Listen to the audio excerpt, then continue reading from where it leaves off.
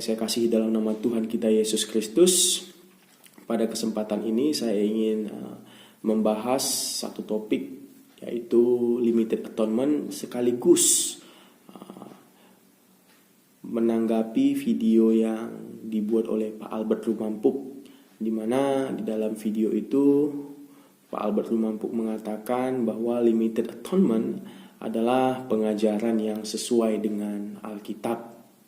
Nah, tentu kita sebagai orang Kristen yang kritis harus mengujinya terlebih dahulu, karena di dalam 1 Tesalonika pasal yang kelima ayat yang ke-21 itu dikatakan, ujilah segala sesuatu dan peganglah yang baik.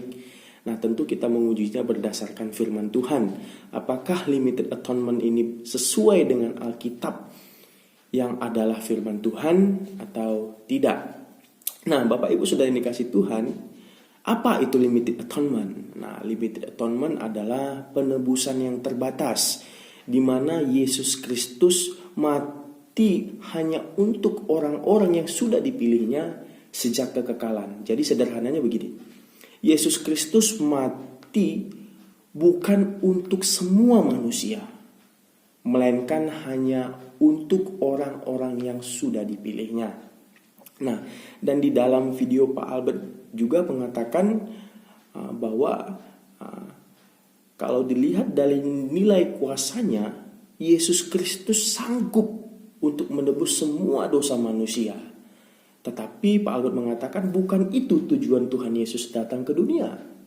Bukan untuk menebus dosa semua umat manusia, melainkan hanya untuk menebus dosa orang-orang yang sudah dipilihnya. Begitu kata Pak Albert. Nah, saya kurang sependapat dengan hal ini karena mengapa?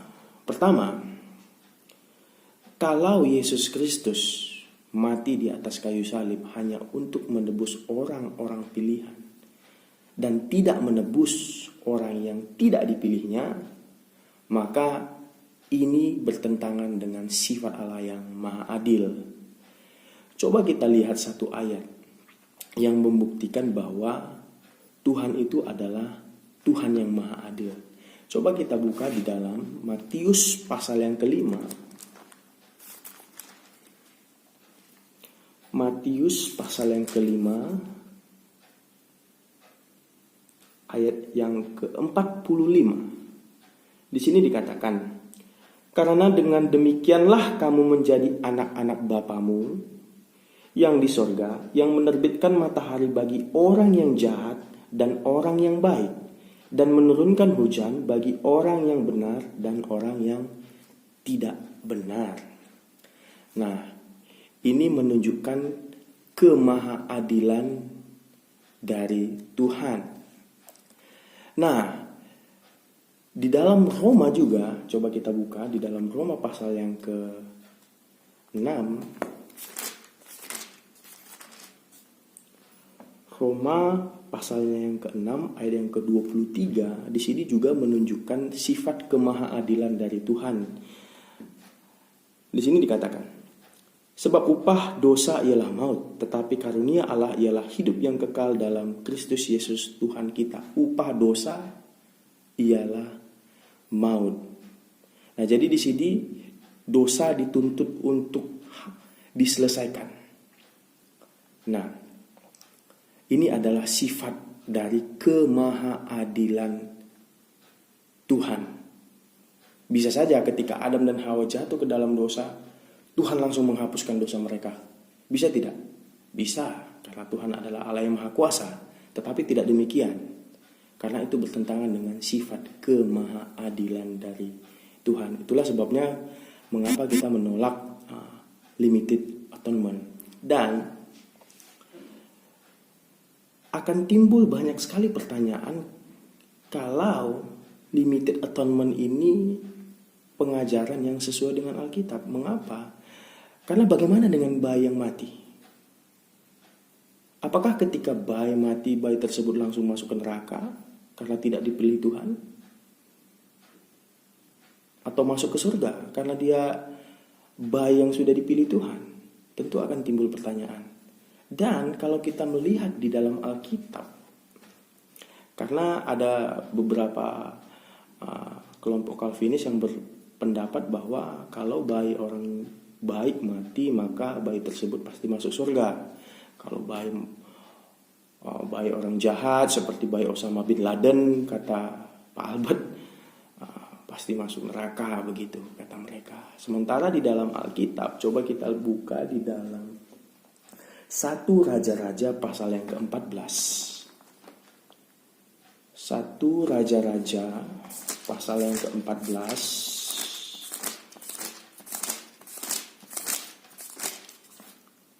ayatnya yang ke-13. Di sini dikatakan, seluruh Israel akan meratapi dia dan menguburkan dia, sebab hanya dialah daripada keluarga Yerobeam yang akan mendapat kubur, sebab di antara keluarga Yerobeam hanya padanya lah terdapat sesuatu yang baik di mata Tuhan Allah Israel. Nah, jadi dari ayat ini ceritanya begini. Jadi Yerobeam ini adalah raja yang sangat jahat pada zamannya. Tetapi ketika Tuhan hendak menghukum Yerobeam, Tuhan melihat anak Yerobeam ini baik di matanya. Begitu. Nah, dari ayat ini kita bisa tahu bahwa sekalipun bayi itu adalah bayi orang yang sangat jahat, tetapi di mata Tuhan dikatakan di sini hanya padanya lah terdapat sesuatu yang baik. Begitu. Berarti mengindikasikan bahwa bayi tersebut ketika dia mati, dia pasti masuk surga. Nah, kenapa? Karena didukung di dalam Roma pasal yang ke-5 ayat yang ke-18 dan ke-19. Karena di situ dikatakan oleh ketidaktaatan satu orang semua orang mendapat penghukuman, tetapi oleh ketaatan satu orang semua orang mendapat pembenaran. Nah, ini bayi orang jahat. Nah, kalau kita buka lagi di dalam 2 Samuel pasal yang ke-12, 2 Samuel pasal yang ke-12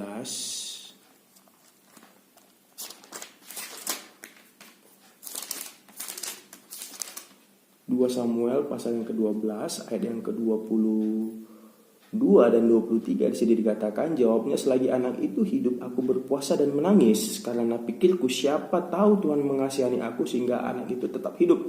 Tetapi sekarang ia sudah mati, mengapa aku harus berpuasa? Dapatkah aku mengembalikannya lagi? Aku yang akan pergi kepadanya, tetapi ia tidak akan kembali kepadaku. Jadi ceritanya di sini ini adalah anak hasil dari perzinahan Daud dengan Batsheba. Nah, di sini Daud berkata, kalau anakmu itu masih hidup, Daud berpuasa, tidak mau makan. Tapi ketika anaknya sudah mati, pengawal-pengawal Daud kaget, loh, kok Daud malah membersihkan badannya, makan, kok dia nggak sedih lagi? Karena Daud yakin dia akan bertemu dengan bayinya di mana? Di surga. Karena di sini dikatakan, aku akan pergi kepadanya. Daud kira-kira kemana? Ke surga.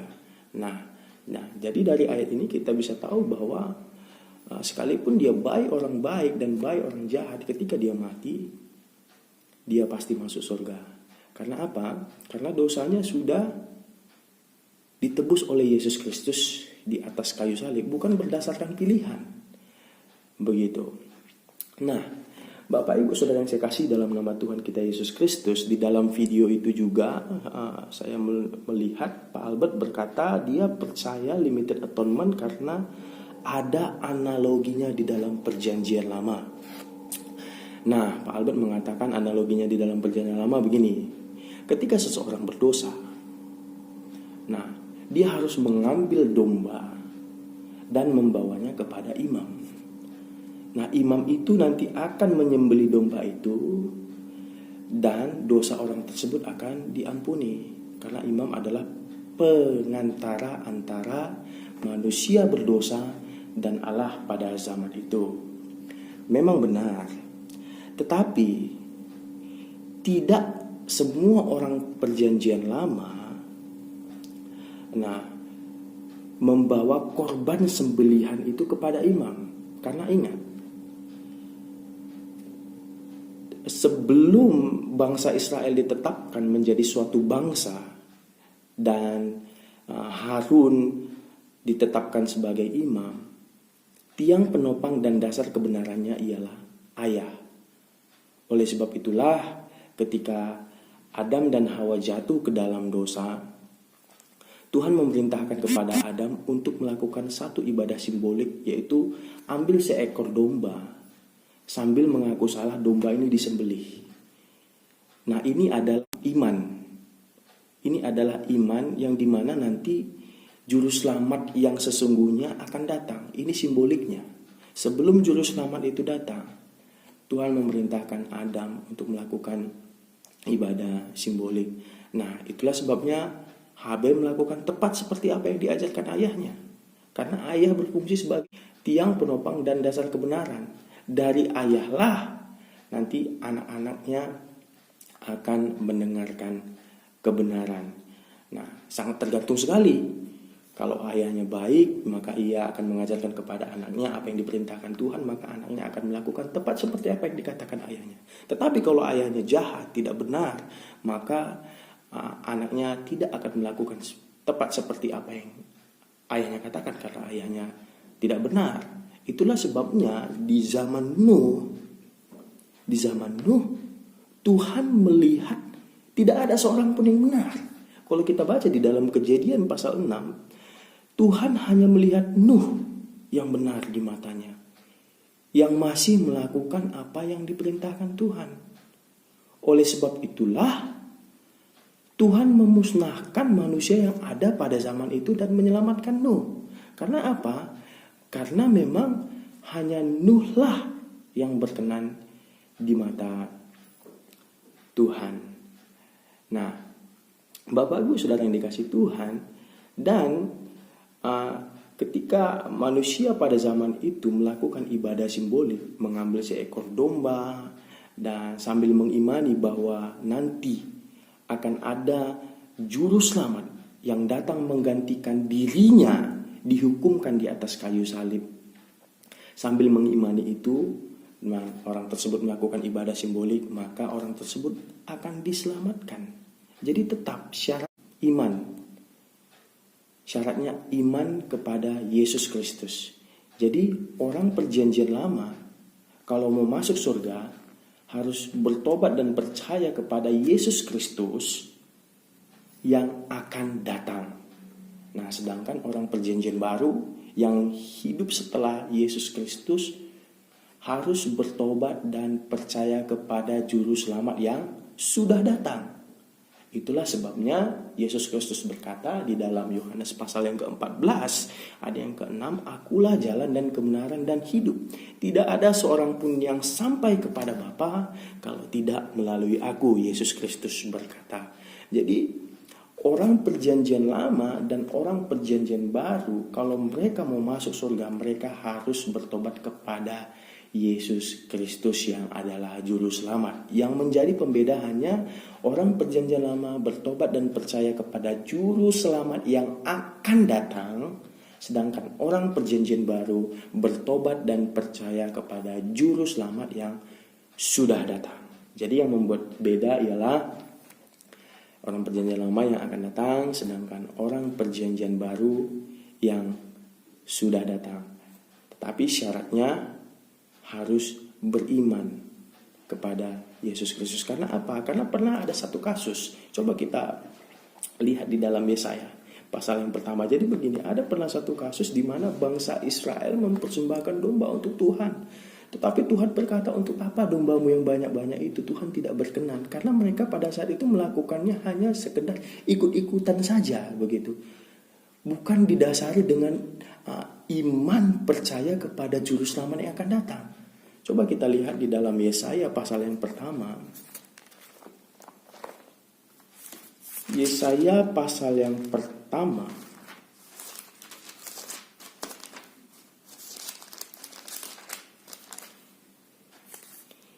ayatnya yang ke-11 di sini dikatakan, untuk apa itu korbanmu yang banyak-banyak?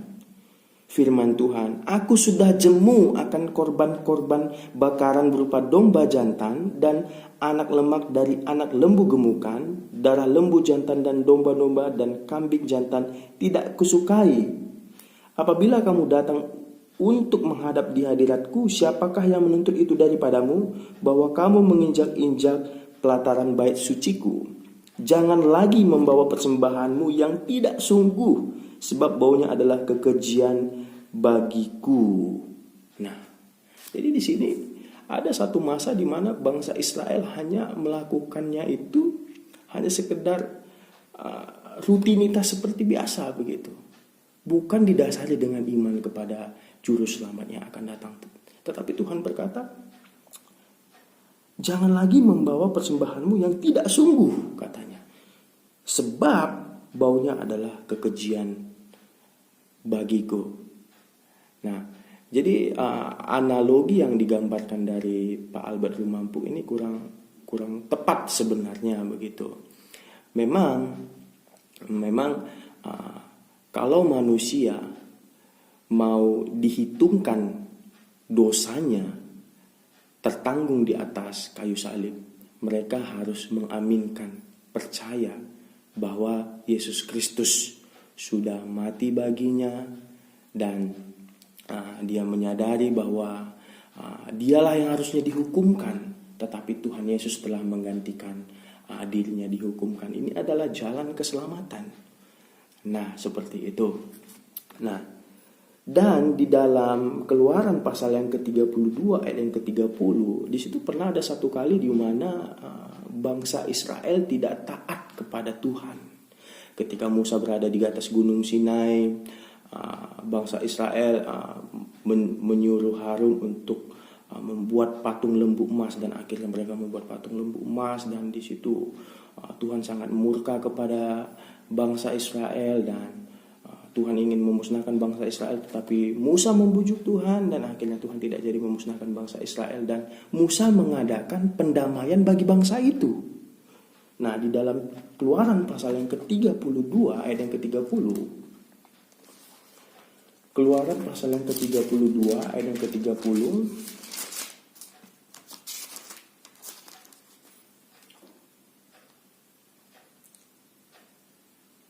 di sini dikatakan, "Keesokan harinya berkatalah Musa kepada bangsa itu, kamu ini telah berbuat dosa besar, tetapi sekarang aku akan naik menghadap Tuhan. Mungkin aku akan dapat mengadakan pendamaian karena dosamu itu." Nah, jadi memang setelah keimamatan ayah selesai, karena tidak ada lagi ayah yang baik pada saat zaman Nuh, Tuhan membentuk bangsa Israel. Sebenarnya begini, Tuhan membentuk bangsa Israel untuk memelihara ibadah simbolik ini, yaitu ambil domba, korbankan domba itu. Nah, sambil mengaku salah, domba itu dikorbankan. Dan sebenarnya Tuhan membentuk bangsa Israel untuk menjaga ibadah simbolik ini tadi, agar bangsa-bangsa tahu bahwa nanti akan datang juru selamat yang akan menyelamatkan mereka dari dosa-dosa mereka. Nah, tetapi Bapak Ibu Saudara yang dikasih dalam Tuhan kita Yesus Kristus, ketika Tuhan Yesus datang, bangsa Israel menolaknya. Begitu. Bangsa Israel menolaknya, itulah sebabnya. Jadi begini, kalau seandainya bangsa Israel menerima Tuhan Yesus sebagai Mesias pada zaman itu, nah tentu bukan seperti yang dikatakan Pak Albert.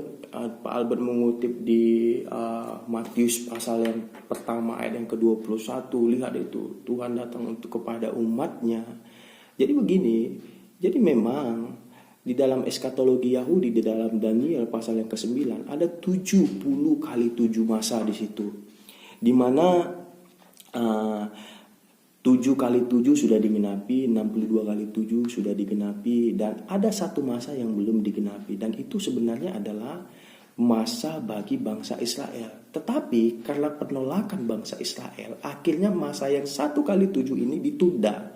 Dan itulah dibuka kepada bangsa-bangsa lain. Itulah sebabnya kalau kita membaca Injil Matius dari pasal yang pertama sampai pasal yang ke-10, di situ ada banyak sekali ayat yang mengatakan pergilah hanya kepada domba-dombaku yang hilang. Karena memang itu untuk bangsa Yahudi. Tetapi karena penolakan bangsa Yahudi, Yesus Kristus berkata di dalam Matius pasal ke-28 ayat ke-19, pergilah jadikanlah sekalian bangsa muridku. Baptislah mereka dalam nama Bapa, Anak dan Roh Kudus. Jadi kita harus bisa membedakan antara, kami di sini sering mengatakannya ialah ada plan A dan plan B. Kita harus bisa membedakan hal tersebut. Nah, Bapak Ibu Saudara yang dikasih dalam nama Tuhan kita Yesus Kristus, tentu limited atonement ini ialah hasil dari pemilihan tanpa syarat. Ini adalah hasil dari pemilihan tanpa syarat. Nah, karena Tuhan memilih tanpa syarat orang untuk diselamatkan, akhirnya penebusannya menjadi terbatas karena hanya berlaku bagi orang-orang yang dipilihnya. Tentu tidak berlaku bagi orang-orang yang tidak dipilihnya. Nah, dan di dalam video tersebut Pak Albert mengambil contoh di dalam Efesus pasal yang pertama ayat yang ke-4 sampai yang ke-5. Coba kita baca. Efesus pasal yang pertama ayat yang ke-4 sampai yang ke-5. Sebab di dalam Dia Allah telah memilih kita sebelum dunia dijadikan supaya kita kudus dan tak bercela di hadapannya. Dalam kasih Ia telah menentukan kita dari semula oleh Yesus Kristus untuk menjadi anak-anaknya sesuai dengan kerelaan kehendaknya. Nah, jadi di sini sering sekali mereka mengatakan bahwa ini ayat yang mengatakan bahwa ada pemilihan. Nah, memang ada pemilihan, tapi di sini bersyarat karena dikatakan di ayat 4 sebab di dalam Dia. Nah, di dalam Dia. Ketika kita bertobat dan percaya kepada Yesus Kristus, di saat itulah kita menjadi orang pilihan. Orang pilihan. Nah, tentu ini di dalam Dia. Dan di dalam video tersebut Pak Albert juga mengutip 2 Petrus pasal yang kedua ayat yang ke-5. Di mana kata Pak Albert, Tuhan memilih Nuh dan membinasakan yang lain. Coba kita buka di dalam 2 Petrus pasal yang kedua ayat yang ke-5. Dan jikalau Allah tidak menyayangkan dunia purba, tetapi hanya menyelamatkan Nuh pemberitaan kebenaran itu dengan 7 orang lain ketika Ia mendatangkan air bah atas dunia orang-orang yang fasik. Nah, Bapak Ibu, ini pemilihannya sangat bersyarat. Karena tadi saya sudah menjelaskan bahwa Nuh dipilih Tuhan karena memang pada zaman Nuh tidak ada orang yang benar. Coba kita buka di dalam Kejadian.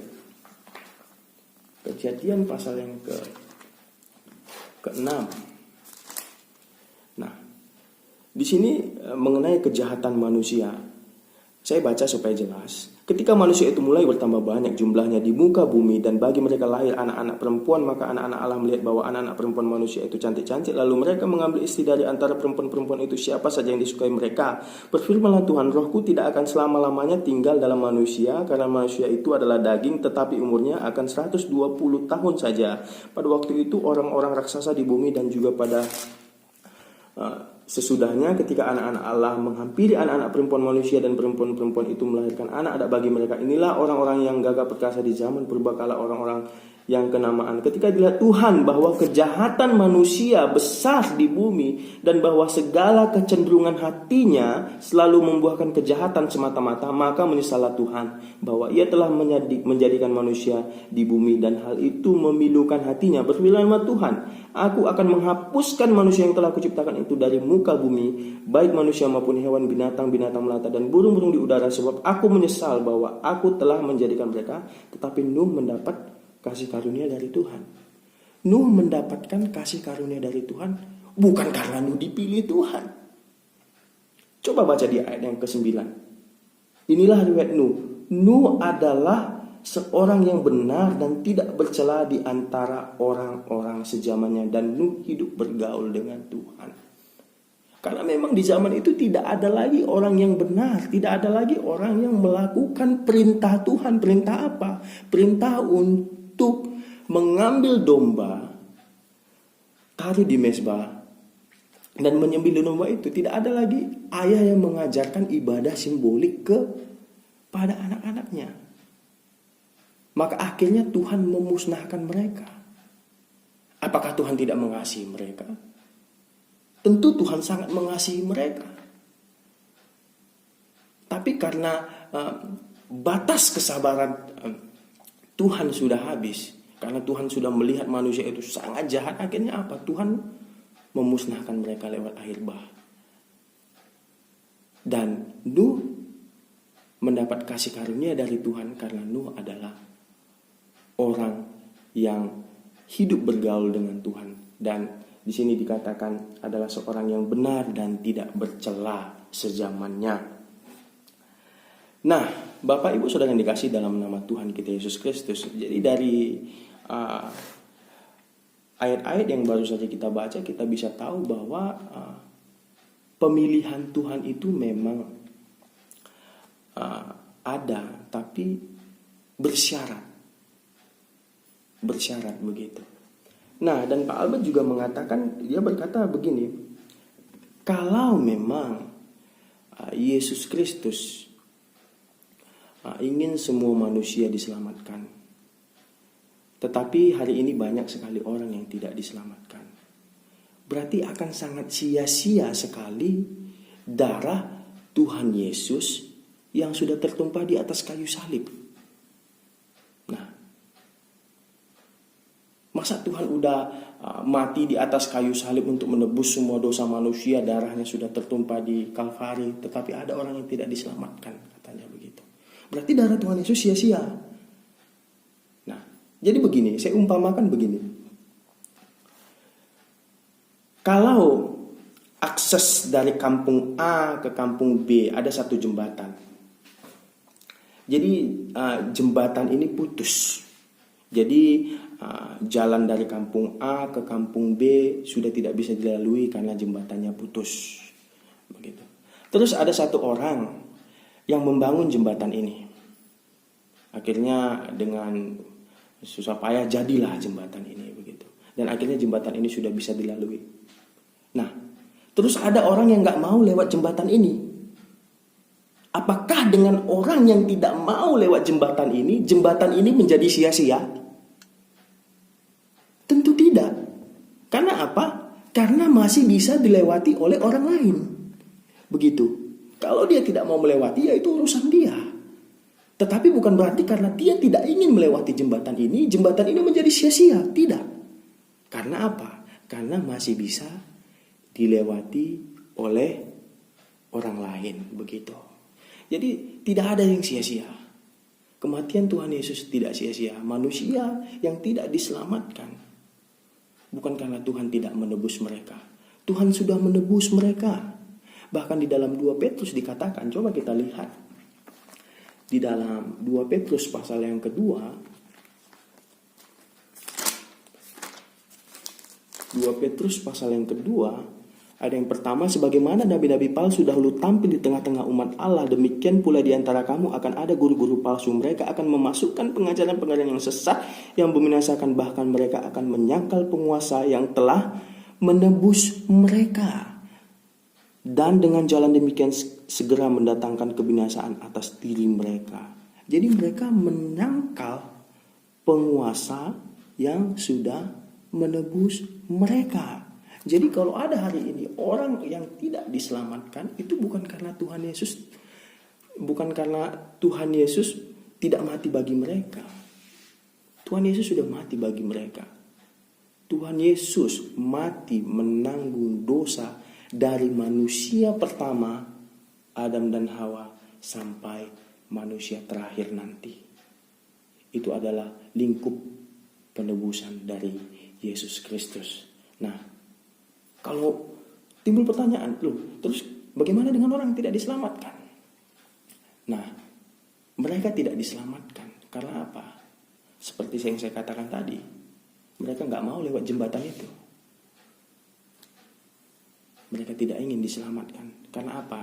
Karena mereka tidak percaya akan karya Yesus Kristus di atas kayu salib. Itulah yang membuat mereka akhirnya tidak diselamatkan. Nah, di dalam video tersebut, Pak Albert juga banyak sekali mengutip ayat. Contoh Matius pasal pertama yang ke-21 di mana Pak Albert mengatakan, ya itu ayat-ayat yang mendukung limited atonement. Tuhan Yesus mati bagi umatnya. Matius 20 ayat 28, Yesus mati bagi banyak orang. Yohanes 10 ayat 11 dan 15, mati untuk domba-dombanya. Yohanes 11 ayat 51-52, Yesus mati bagi bangsa Yahudi dan bangsa-bangsa lain. Dan Efesus 5 ayat 25, Yesus mati untuk mempelai wanitanya. Nah, tadi sebagian sudah saya jelaskan bahwa Yesus mati bagi umatnya. Memang iya. Itu karena rencana awal Tuhan ialah bagi bangsa Israel ini menyangkut mengenai eskatologi bangsa Yahudi di dalam Daniel pasal yang ke-9. Nah, dan di dalam ayat-ayat yang dikutip oleh Pak Albert ini, Pak Albert mengatakan ini ayat-ayat yang mendukung limited atonement. Jadi begini, kalau Yohanes berkata, Rasul Yohanes berkata, Tuhan Yesus mati untuk saya. Terus apakah dengan Rasul Yohanes berkata seperti itu, Yesus Kristus hanya mati untuk Rasul Yohanes? Itu tidak. Karena apa? Karena ada ayat-ayat lain yang mengatakan bahwa Yesus Kristus mati bagi dunia, semua orang di dunia. Berarti termasuk di dalamnya Rasul Yohanes. Nah, begitu juga dengan ayat-ayat yang dikutip oleh Pak Albert. Ya, Yesus mati bagi domba-dombanya, benar. Tetapi tidak ada kata Yesus mati hanya untuk domba-dombanya saja. Yesus mati untuk domba-dombanya. Yesus mati untuk semua dosa semua orang yang ada di dunia. Tentu seperti yang di video Pak Albert mengatakan kalau Alkitab itu adalah firman Tuhan, tentu isinya tidak ada yang saling bertentangan. Karena dia adalah firman yang berasal dari Allah yang maha benar. Nah, tentu kita harus mengharmoniskannya begitu. Nah, jadi sangat masuk akal di mana kita melihat. Jadi Yesus Kristus mati bagi domba-dombanya. Yesus Kristus mati bagi seluruh umat manusia. Ini benar. Tetapi kita harus bisa melihat keduanya. Bukan berarti karena Tuhan Yesus mati bagi domba-dombanya, dia tidak mati bagi yang lain. Tidak, karena ada ayat yang mengatakan Yesus Kristus mati bagi semua manusia. Nah, dan di dalam video Pak Albert mengutip kata dunia. Nah, sebenarnya Pak Albert mengutip yang tidak dikutip dari perdebatan dengan Pak Stephen dan Pak Muriwali ya. Karena kalau di dalam perdebatan Pak Muriwali, Pak Stephen mengutip 1 Yohanes pasal yang kedua. 1 Yohanes pasal yang kedua. Ayat yang kedua. Dan ia adalah pendamaian untuk segala dosa kita, dan bukan untuk dosa kita saja, tetapi untuk dosa seluruh dunia. Nah, Pak Albert mengatakan bahwa dunia di sini dari bahasa Yunani kosmos, dan ini tidak mengacu kepada dunia yang sudah memberontak terhadap Tuhan. Padahal kalau saya lihat di dalam video Pak Albert sering sekali mengatakan bahwa kalau kita membaca ayat harus lihat konteks. Tetapi di ayat ini Pak Albert tidak melihat konteks sama sekali. Coba baca di dalam ayat yang ke-15. Jadi dunia yang dimaksudkan di sini adalah dunia yang sudah menentang Allah. Ingat Pak Albert, kita sedang hidup di dalam dunia yang sudah jatuh ke dalam dosa. Kita sudah hidup di dalam dunia yang jatuh ke dalam dosa, dan dunia di sini mengacu kepada musuh Allah yang di dalam Yakobus pasal yang keempat. Persahabatan dengan dunia adalah permusuhan dengan Allah, dan di sini diperjelas janganlah kamu mengasihi dunia dan apa yang ada di dalamnya. Jikalau kamu mengasihi dunia, maka kasih akan Bapa tidak ada di dalam orang itu, sebab semua orang yang ada di dalam dunia, yaitu keinginan daging, keinginan mata, serta keangkuhan hidup, bukanlah berasal dari Bapa, melainkan dari dunia. Jadi dunia yang dimaksud di sini adalah dunia yang menentang Allah. Tetapi Tuhan sudah mati untuk dosa-dosa mereka. Nah, jadi dari penjelasan singkat yang saya berikan, saya harap Pak Albert mau rendah hati menanggapi video ini. Jika nanti ada tanggapan-tanggapan, ya boleh kita adakan diskusi lagi mengenai hal ini. Apakah limited atonement itu sesuai dengan kebenaran Alkitab atau tidak? Dan untuk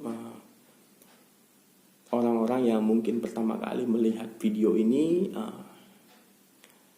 mungkin ada di antara Anda yang belum diselamatkan.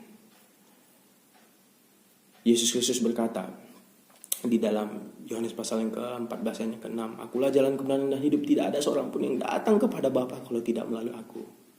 Nah, percaya kepada karya Yesus Kristus di atas kayu salib. Percaya bahwa Anda adalah orang berdosa.